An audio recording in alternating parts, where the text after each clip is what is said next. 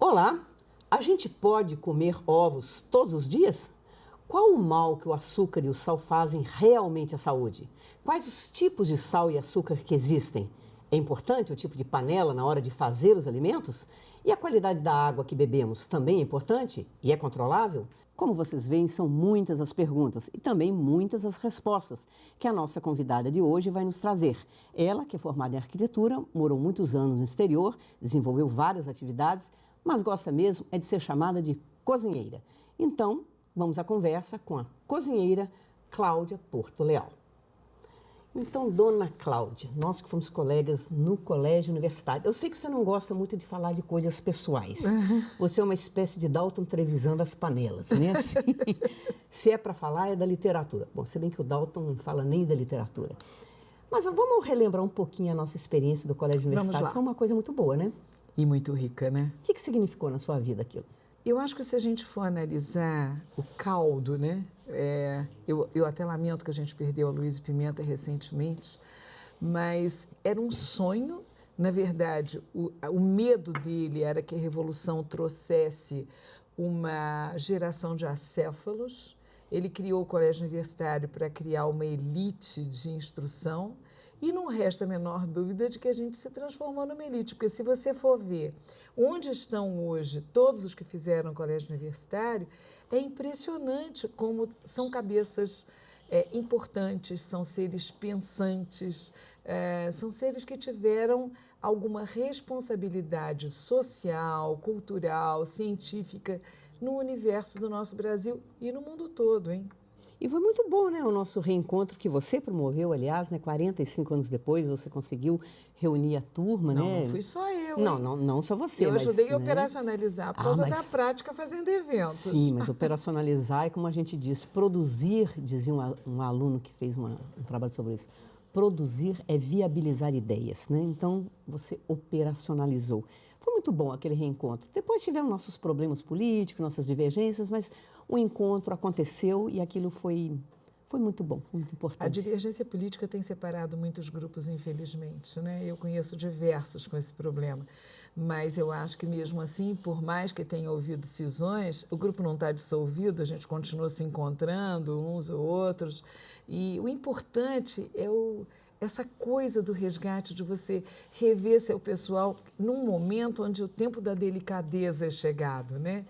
E a gente sabe que as amizades são a coisa de maior valor que a vida pode oferecer, né? E para mim ali, né, eu acho que foi tão importante, tão simbolicamente a gente ter reencontrado o Black, Sim. que infelizmente faleceu, mas foi uma grande oportunidade de revê-lo uma última vez, né? E deixou um programa tão bom com você, né, amiga? Maravilhoso. Eu fico muito feliz da gente ter tido essa oportunidade. Mas vamos começar a falar da sua atividade mesmo. Eu tive que fazer uma pesquisinha, né, sobre você, já que você não fala da sua vida pessoal, não gosta, mas uma das coisas que eu vi no Google é que você parece que aprendeu a cozinhar com uma de suas avós ou com as duas? Com as duas? Com as duas.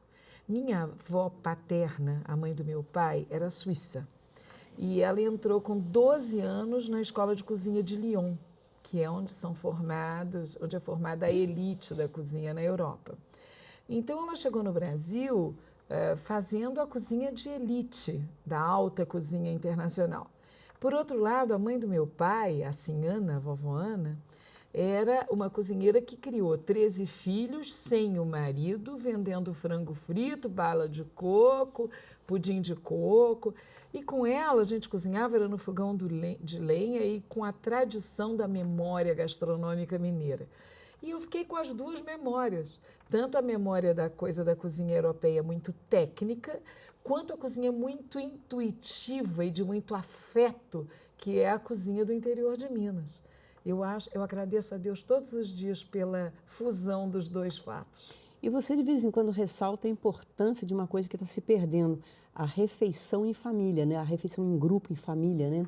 Muito se fala hoje, por exemplo, eu tenho ex-alunos que são professores secundários, primários, e que reclamam muito do comportamento da criança na escola, do desrespeito ao professor. Eu, que sou professora, faço da minha vida o exercício da profissão de professora, mas eu acho o seguinte: a criança aprende a conviver, a respeitar seus semelhantes, principalmente na mesa, porque de dia ele não vê os pais, ele vê na hora do jantar. A mãe foi trabalhar, o pai foi trabalhar, e a maioria dos lares brasileiros hoje não tem mais mesa.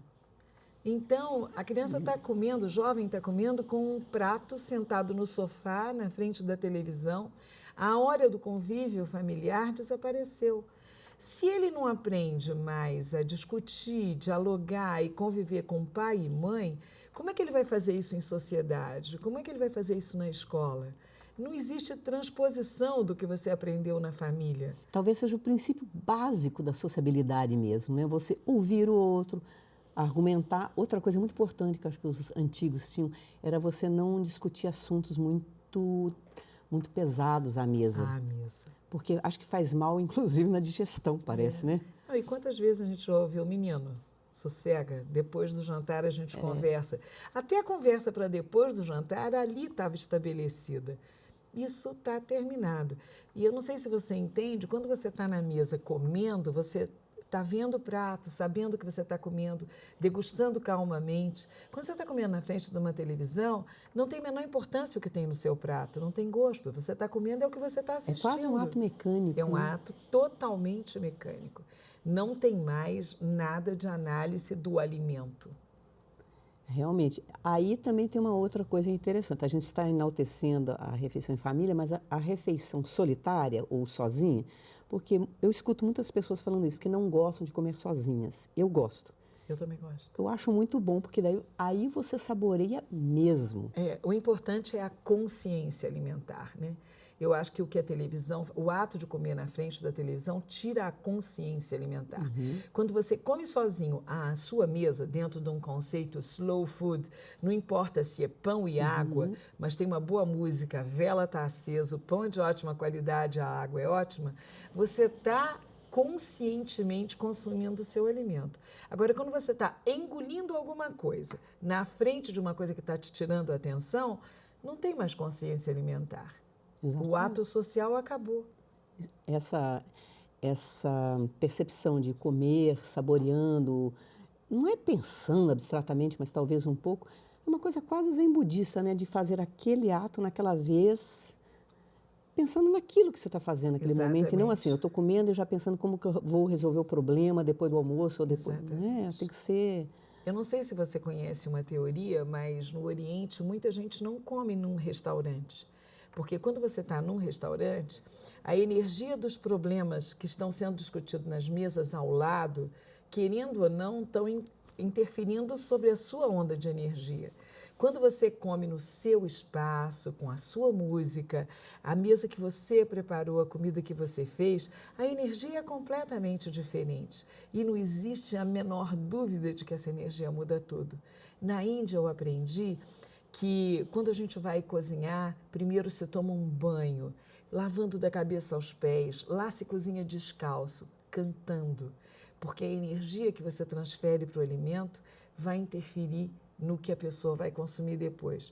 Põe em contraposição a isso um salgadinho feito industrialmente numa vitrine de uma lanchonete e tente traçar um comparativo da energia que você absorveu com os dois alimentos.